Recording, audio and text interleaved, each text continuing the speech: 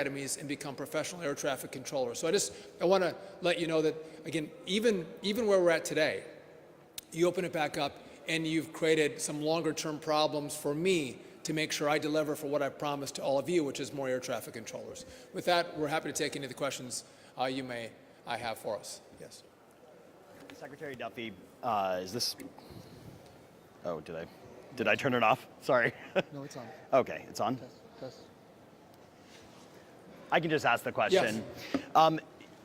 You've made a concerted effort to recruit more air traffic controllers. Are you concerned at all that this government shutdown, air traffic controllers working without pay, could deter those efforts to recruit people? And what are you telling people who you're trying to recruit? So our instructors at the academy, they're not being paid. And the fact that our controllers in the academy may lose their stipend, we tried to plan for this. We tried to preserve as much money as possible. We have about a week left of dollars. But yeah, no, I'm very concerned about what this does for our pipeline. The president has said, and I agree with President Trump, like we have here, I want the best and the brightest. I want the smartest people to come in and control our airspace. And if you see that you pick a career where you may not be paid for a partial payment one paycheck, the next paycheck you're not paid, and maybe a third, that'll make you rethink, do I want to go into this profession? Not only that, when we have new controllers that are being trained up, they don't make a lot of money.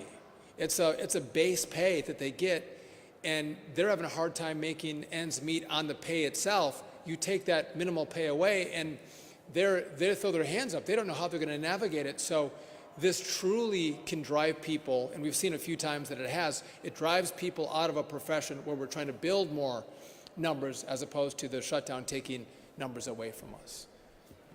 Yes?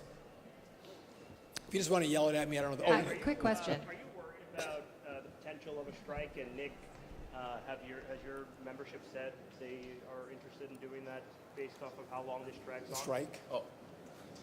I'll happily answer that very directly. No, there will be no concerted effort for air traffic controllers to in any way have a job action. It is illegal for us to do such thing, but I will tell you is, as you just heard Joe say, the problems are mounting daily. As the Secretary is telling you, these are the real stories. They're not just stories, they're real people in real lives of issues that are going to mount every day. When you don't pay people, there's going to be a lot of issues that come with that. And by the way, every single American gets this story. If you have one family member that works and the other one who doesn't, you lose a paycheck. Every American knows how hard that is. And so that's exactly what the controllers are going through. Yes? Hi. Quick question. You said yesterday it was about 44% of delays that were attributed to staffing shortages. That was I'm on wondering, Sunday. is that the highest percentage we've reached during the shutdown so far, and how does it compare to last shutdown? So Sunday was 44. Yesterday was 24% of delays. We've seen it in the mid-50s as a percent of delays from staffing shortages. And again, it's a moving number. And I'm grateful. I've asked the controllers to show up to work, and they have responded. And I think we're seeing less problems in the airspace today than we have in prior shutdowns. But I don't have the exact numbers for you on that. Yes?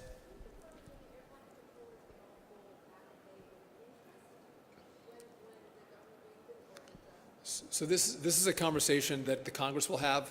Traditionally, they get their back pay not with interest.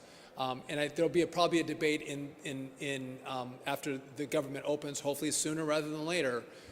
Those who have come to work will be paid. There's been a conversation. If you've been furloughed for the last 26 days, is there pay that comes to those who've been furloughed? And I left Congress, so I can't tell you what they're going to do, but that's a debate they'll have.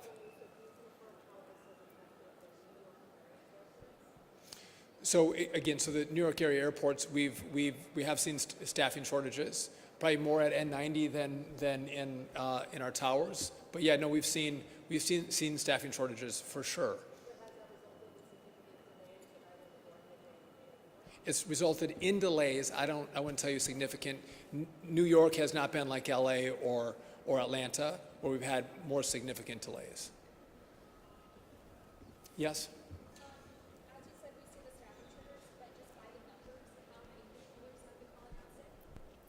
Now I'm going off the top of my head. I don't know if it's LA or Atlanta. The number they should have in the facility was 25. 11 called in sick. And when that happens, again, we will slow the rates down, and that's where you'll get the delays. We can provide you more information in regard to what the numbers are in each facility, but again, our number one priority is safety, making sure that we don't have any incidents on our runways or in our skies. Anybody else? Yes?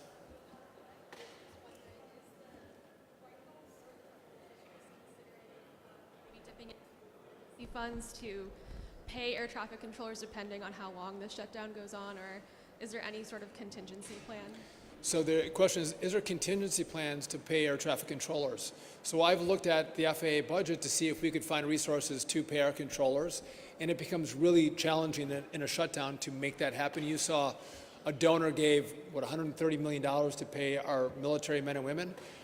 There's not a lot of leeway that we have to get people paid. The answer is open up the government, or Senate Democrats vote for the bill that pays the men and women who have to come to work every single day to keep America operational.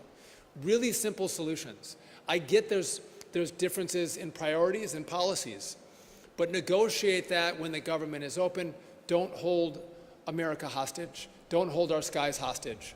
And that's what's happening right now. And again, this is the second longest shutdown that we've seen. It would be great if Democrats would see this and vote to open, and then it's a vote to negotiate. Transportation historically sometimes has been a bipartisan issue. Do you think that with the gateway funding, Second Avenue subway, here air traffic controllers, that it's being used more as a pawn now in this budget? So the question is, transportation is traditionally bipartisan. I would say it still is bipartisan. I have great relationships with Democrats in the House and the Senate. I truly do. Talk to them frequently. We work on projects together because infrastructure, transportation, is not partisan. We all use it. Whether you're Democrat, Republican, Independent, far right, far left, this is for America, and that's why we all work together on these issues. You mentioned Gateway and Second Avenue, so specifically here to New York, we've telegraphed that we have concerns about how contracts are given for disadvantaged businesses, all in favor of disadvantaged businesses getting a piece of the pie in some of the work that we do. But it's unconstitutional to based solely on race and sex. And so we're in the process of doing a review on those two projects. The problem is our staff has been furloughed. I have one person doing the reviews. I've talked to local senators who've expressed their concerns, and I hear their concerns. But again, this is really easy. Open up the government, let my staff come back in, let's do the reviews, and if there's compliance, we're going to move forward without delay. Yes?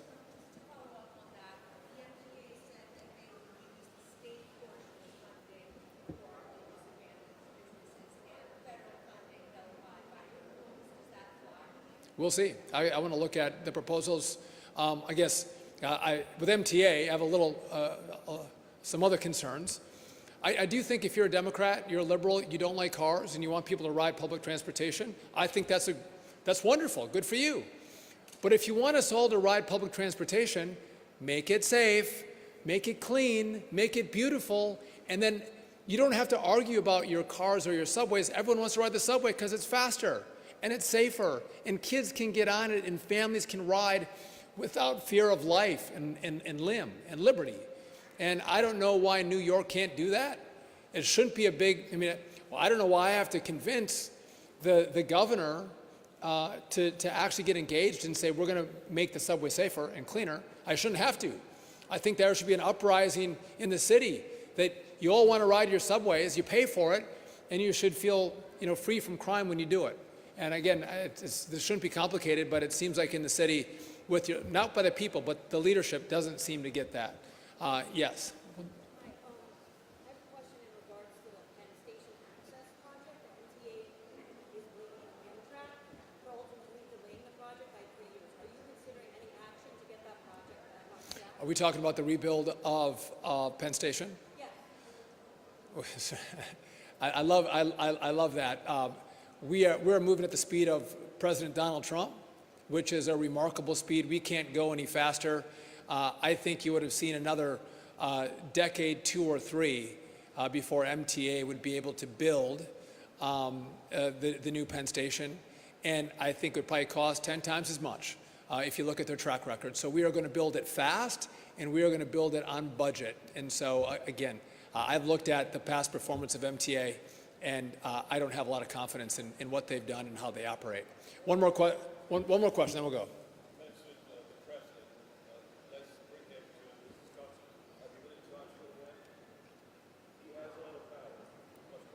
So the question is, President Trump, he has a lot of power? He does. And you know President Trump very well in this media group. He loves to cut deals. He loves to negotiate. The problem is we have nothing to negotiate with. Republicans offered a clean CR, meaning the funding from September 30th should be the very same as October 1st. No changes, no modifications, no leverage points. It's Democrats who've now said, I want to shut the government down because I want to use this leverage, this shutdown, the pain of these controllers to get what I want. So they're the only ones who put in additional requirements to open the government back up. It's Republicans alone who've said, make it clean. Open it back up, and then let's negotiate. If Democrats have priorities they want to discuss, do it when the government's open. But there's nothing we have to negotiate with because it was a clean CR. And so I don't think you're going to see the president negotiate here because he has nothing to give up because he didn't put anything in the bill. And just, we're talking about air traffic controllers, really important. But SNAP benefits and subsidies for Obamacare all are going to come to a close as we get to the 1st of November.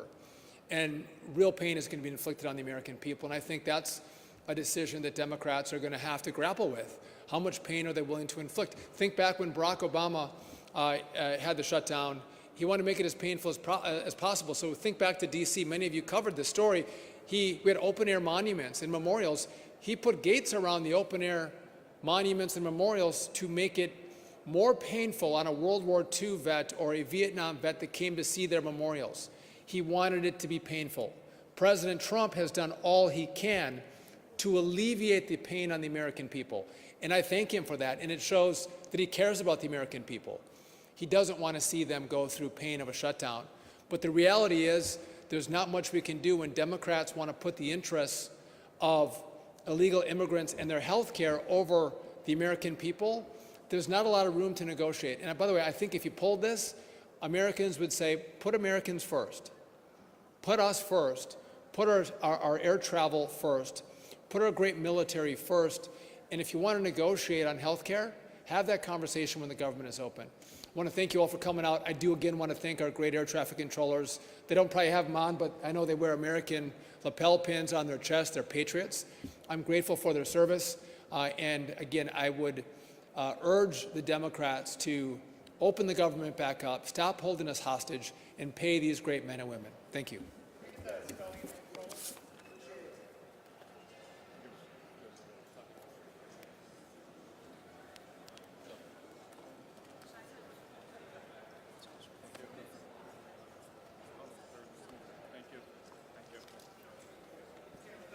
They're going to give it to you. They're going to give it to you.